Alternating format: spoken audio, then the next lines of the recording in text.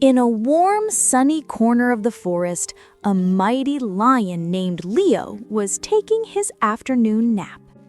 Birds whispered softly, and the gentle wind rustled the green leaves. But suddenly, tiny footsteps rushed right over his paw. Leo opened one eye. Leo talks in a very deep voice. "Who dares wake me up?" A small mouse froze, trembling. Mouse: I'm sorry. I didn't see you. Please don't eat me." Leo stretched his claws lazily. You are far too small to make a meal. Go on." The mouse blinked in surprise. "You're letting me go?" "Yes. Now run before I change my mind." The mouse bowed gratefully and scampered away. Before leaving, the mouse turned around. The mouse turned around and looked up at Leo. He bowed a little and said, "Leo, I will repay your kindness one day." Leo laughed loudly. He thought it was a joke that the tiny mouse could ever help him. "You help me? You're smaller than my whiskers." The mouse simply smiled.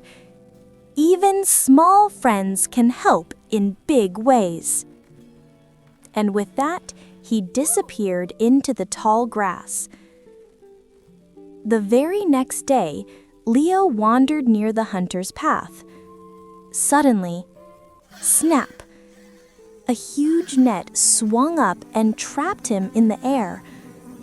Leo, roaring, "Help! Someone! Set me free!" He shook the net, but the ropes only tightened around him. The forest grew silent. All the animals stayed far away, all except a tiny mouse. The mouse heard the roar and rushed toward the sound. His eyes widened when he saw the mighty lion trapped.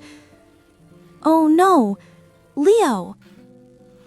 Leo, weakly, "Little friend, I'm trapped. The hunters will be here soon." The mouse took a brave breath. "Don't worry, I promised I would help you." He climbed up the net and began chewing the thick ropes with his tiny sharp teeth. Bite after bite, thread after thread, the ropes slowly loosened. Leo watched in amazement. At last, snap! The net broke open. Leo dropped gently to the ground and shook the dust from his mane. "Leo, you saved my life." The mouse smiled proudly.